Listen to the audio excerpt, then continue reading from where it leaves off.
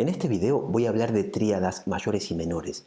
Vamos a aprender nuevas formas de conectarlas a través de notas en común en un espacio de tonos cromático. Esto quiere decir despojado de cualquier tonalidad y sin pensar en las funciones tonales. Esto se llama teoría neoriemanniana y como este video es una introducción a esta teoría, va a estar dividido en tres partes. La primera es un panorama histórico de cómo es que surge y para qué tipo de música nos sirve, qué podemos hacer con ella.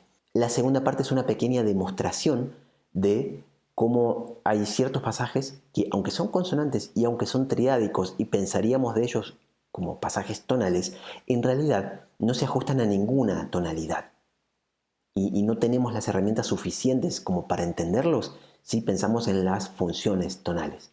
Y en la tercera parte voy a empezar con muchos conceptos que ya son propios de esta teoría y maneras específicas en que se puede convertir un acorde en otro. Como el video quedó algo extenso, estas secciones están separadas en los capítulos y ustedes pueden saltar, depende de lo que más les interese ver. Hace aproximadamente 130 años, en la última década del siglo XIX, un teórico alemán llamado Hugo Riemann publicó un tratado de armonía que tituló Armonía simplificada o la teoría de las funciones de los acordes. La manera de concebir los acordes diatónicos de una tonalidad, agrupados en tres funciones, tónica, dominante y subdominante, tiene su origen en este libro.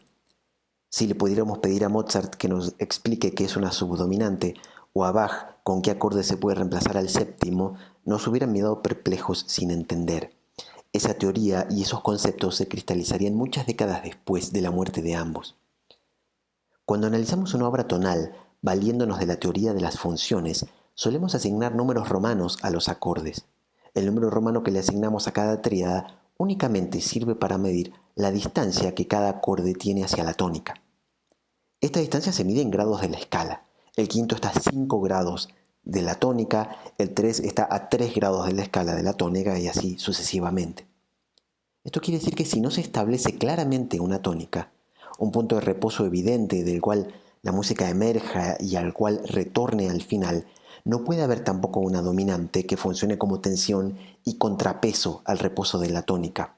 Esto quiere decir que si no existe una tríada que sea la principal, inmóvil, a la que todas las demás notas y acordes quieran resolver, no podemos asignar ninguna función a ningún acorde. Y ahora viene lo difícil, porque en la literatura del siglo XIX existen muchísimos pasajes que son tonalmente huérfanos. A pesar de estar construidos con acordes mayores y menores, la sucesión de acordes no se puede explicar en ninguna tonalidad. Este tipo de pasajes se encuentran con facilidad en compositores como Schubert, Wagner, Liszt, Brahms, Bruckner o Fauré, por mencionar algunos nada más. Para hacernos una idea de cómo puede ser esto posible, será muy útil ver y escuchar el siguiente pasaje de los 3 estudios para piano de Schubert. Este es el segundo de los estudios y aquí tenemos un pasaje, es una parte B, que está en un principio claramente en Do menor. Esta pieza está en Mi bemol, pero este pasaje está en Do menor y modula a Re mayor, ahora lo vamos a escuchar, de una manera muy elegante pero muy convencional también, a través del acorde de séptima disminuido que está marcado a comienzos del tercer sistema, que es un disminuido de tono común, quiere decir que tiene una nota en común con la dominante, con el sol. Y a partir de ese disminuido, fácilmente, como es el séptimo de Re, fácilmente va a La y luego termina este pasaje en Re mayor. Está con el recuadro gris en la casilla 1 porque estamos escuchando la segunda repetición.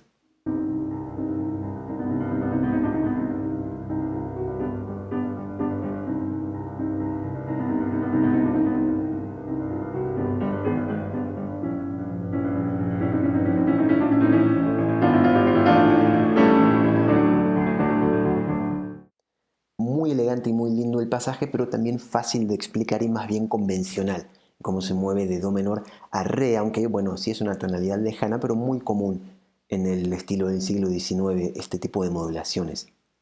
La cosa se nos complica en el pasaje que viene inmediatamente a continuación, que comienza aquí con estos 4 compases. Vamos a escucharlo.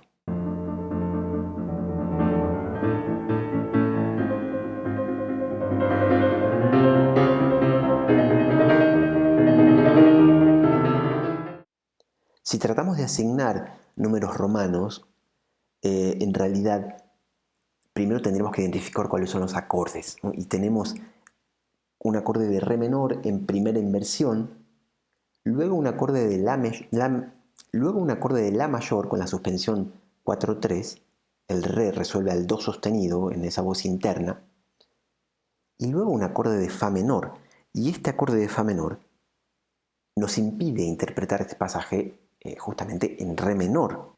Dicho acorde no puede existir en la tonalidad de re menor, entre otras cosas porque el tono más importante después de la tónica es el la natural, el quinto grado de la escala, desde donde se construye la dominante.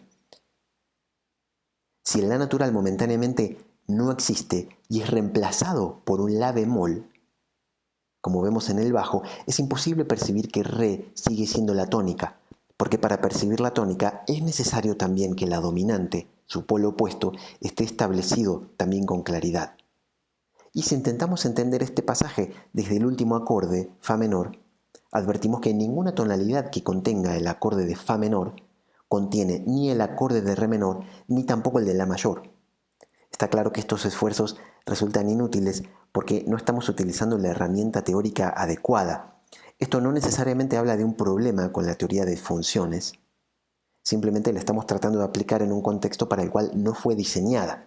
Un martillo es útil para muchas cosas, pero sacar un tornillo no es una de ellas. Pronto volveremos a este pasaje con las herramientas adecuadas y podremos explicarnos por qué suena tan bello y natural. Al enfrentarse con pasajes de este tipo, Riemann se vio en un problema. Luego de desarrollar su teoría, advirtió que existía mucha música compuesta en los años previos a la publicación de su libro que no se podía explicar utilizando la teoría de las funciones tonales. En este mismo libro, entonces, bocetó algunas de las maneras de explicar cómo estos objetos consonantes, las tríadas mayores y menores, se pueden conectar entre sí de manera sistemática cuando no hay una tonalidad clara, brindando así las primeras herramientas que sirven para explicar cómo se puede estructurar un discurso musical que no está gobernado por ninguna tonalidad. Los aportes seminales de Riemann fueron expandidos y transformados entre finales del siglo XX y principios del siglo XXI por teóricos muy lúcidos como David Lewin, Richard Cohn y Stephen Rings, entre otros. Así vio la luz la llamada teoría neo-riemanniana, el corpus completo y coherente que comenzaremos a estudiar a continuación. Como mencionaba en la introducción, vamos a trabajar con acordes mayores y menores. Estos serán los objetos que conformen nuestro conjunto. Un conjunto es una colección finita o infinita de elementos diferentes. Un conjunto puede consistir, por ejemplo, en todos los números positivos, en los números enteros, en los números pares del 1 al 10, por mencionar un puñado de casos al azar. Nuestro conjunto contiene 24 objetos, las 12 tríadas mayores y las 12 tríadas menores. Para navegar dentro de nuestro conjunto y movernos entre los diferentes elementos que lo conforman, utilizaremos operaciones. Las operaciones son transformaciones que convierten un objeto del conjunto en otro que también existe en el mismo conjunto. Si nuestro grupo estuviera compuesto de todos los números naturales, por ejemplo, una operación posible sería sumar 1. Podemos sumarle 1 a cualquier número y el resultado siempre será otro número natural. Aplicar la misma operación a diferentes elementos nos arroja siempre un resultado diferente. Sabiendo qué es una operación y para qué sirve, vamos a definir algunas operaciones básicas. Las operaciones L y P, que son las que vamos a ver en un principio, conectan dos acordes que tienen dos notas en común, desplazan una sola nota. Y la nota que se mueve se desplaza un solo semitono. Ambas operaciones cambian el modo del acorde, lo transforman de mayor a menor y viceversa. La operación L conserva la tercera menor de cualquier acorde y transforma la tercera mayor en una cuarta justa. Se utiliza la letra L como abreviatura de Leading Tone Exchange, intercambio de sensible. Aquí vemos su efecto en la tríada de Do menor, la transforma en la tríada de Mi menor. Vemos que la tercera menor se mantiene inmóvil y la tercera mayor se transforma en una cuarta justa. La única manera de cumplir con esos dos requisitos es descender, en este caso la fundamental, medio tono.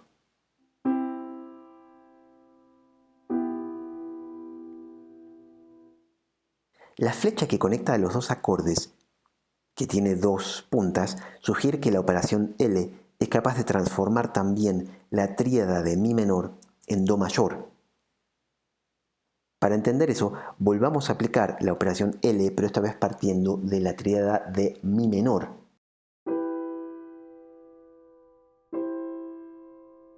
Como vemos, la operación se realiza en espejo, en modo menor. En lugar de bajar la fundamental del acorde medio tono, se subió la quinta medio tono.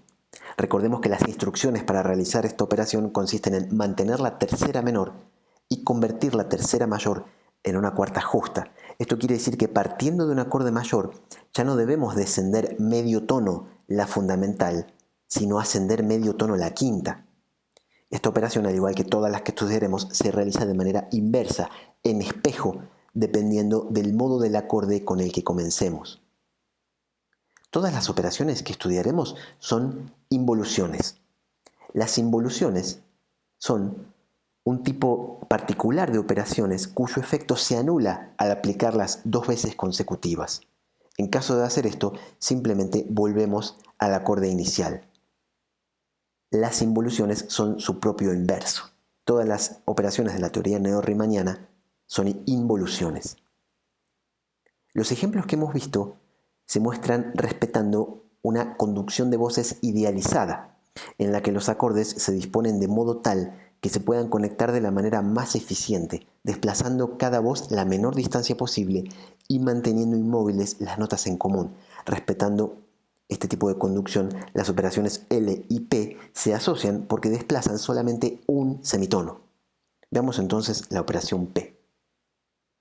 Funciona muy similar a la operación L, solamente que conserva la quinta justa del acorde y desplaza la mediante, medio tono.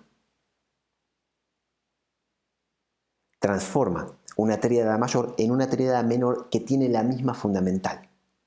Recuerden que no podemos transformar esto en un acorde disminuido, en un acorde aumentado. Siempre vamos a estar navegando desde un acorde mayor a uno menor o viceversa.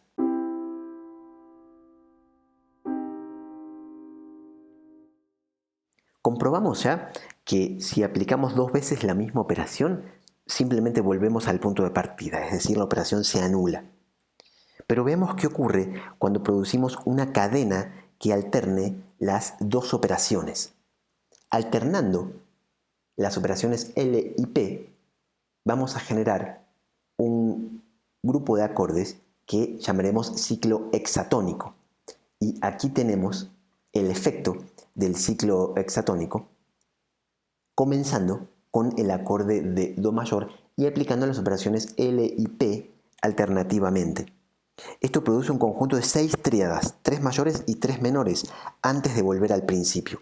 A cualquier conjunto de 6 tríadas derivado a partir del encadenamiento de estas dos operaciones lo vamos a llamar ciclo hexatónico.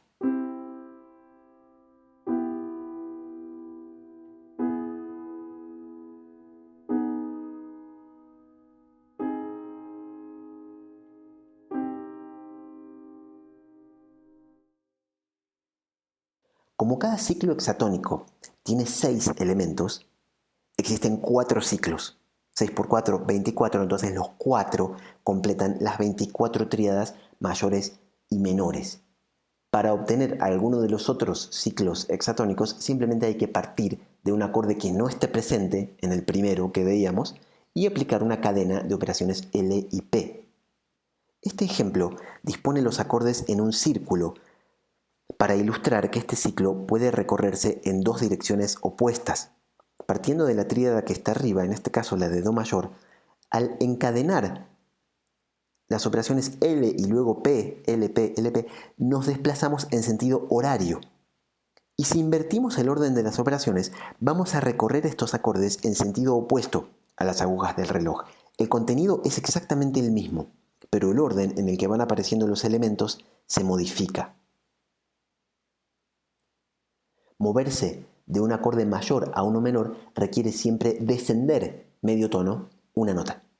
Y para moverse de un acorde menor a uno mayor hay que ascender medio tono una de sus notas. Hablemos sobre operaciones compuestas. Es posible aplicar dos operaciones distintas de manera simultánea. Esto genera una operación compuesta. Al aplicar, por ejemplo, las operaciones LP en ese orden, se transporta el acorde del cual partimos una tercera mayor hacia arriba. Lo vemos a la derecha de este ejemplo. El acorde de Do se transformó en Mi mayor. Y al invertir el orden y aplicar PL, ahora la fundamental está una tercera mayor hacia abajo. Quiere decir que nos dio algo inverso. LP, tercera mayor arriba, PL, tercera mayor abajo.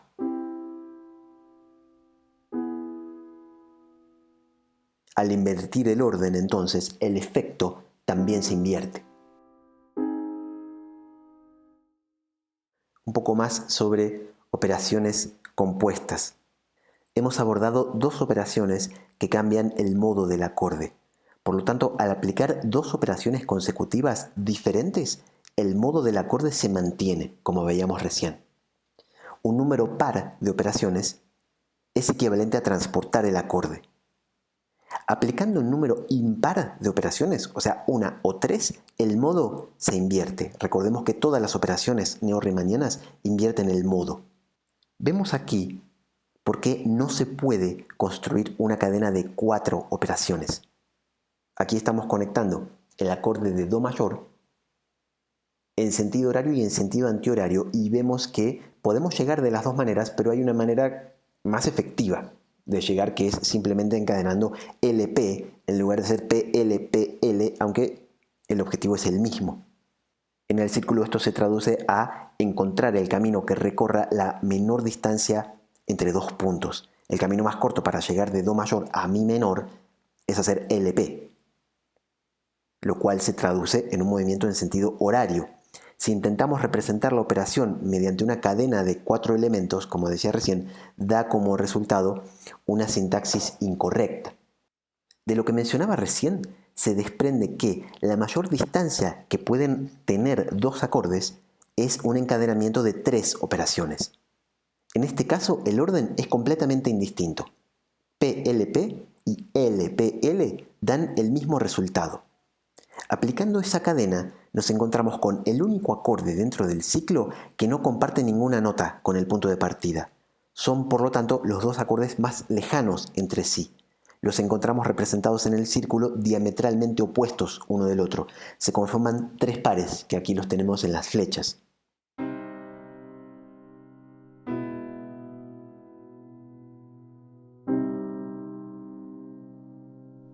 Esta cadena de 3 operaciones se puede condensar en una sola.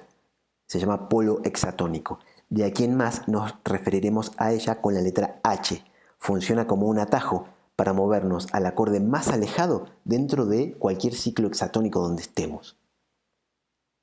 Las fundamentales de las 3 tríadas mayores están a una tercera mayor de distancia y lo mismo ocurre con las menores.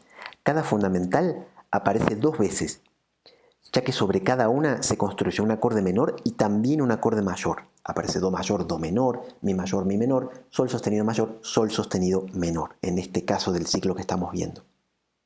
Como las fundamentales están a distancia de tercera mayor, está implícito en la estructura de este espacio un acorde aumentado, dividiendo de manera simétrica la octava. Aquí en este ejemplo vemos que los triángulos que unen a los acordes mayores y a los menores están invertidos. El triángulo que une a las tríadas menores está invertido. Vamos a profundizar más adelante en este fenómeno. Vemos entonces cómo muy fácil podemos generar un ciclo hexatónico a partir de un acorde aumentado. Tenemos aquí, siempre la nota más grave, un acorde aumentado, en este caso Do, Mi, Sol sostenido. Y lo único que tenemos que hacer es, sobre cada una de esas notas, construir un acorde mayor y un acorde menor. Y ahí nos van a quedar entonces los 3 acordes mayores y los 3 menores que forman parte de este ciclo hexatónico. Vemos que estas dos operaciones, L y P nos dejan encerrados dentro de este ciclo.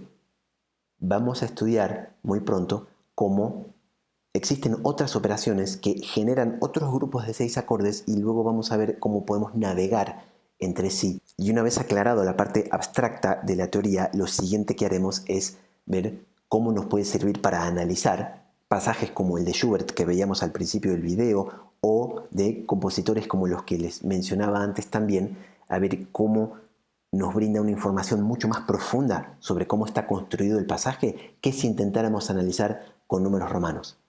Espero que les haya servido, vamos a seguir muy pronto con esta serie y nos vemos en el próximo video.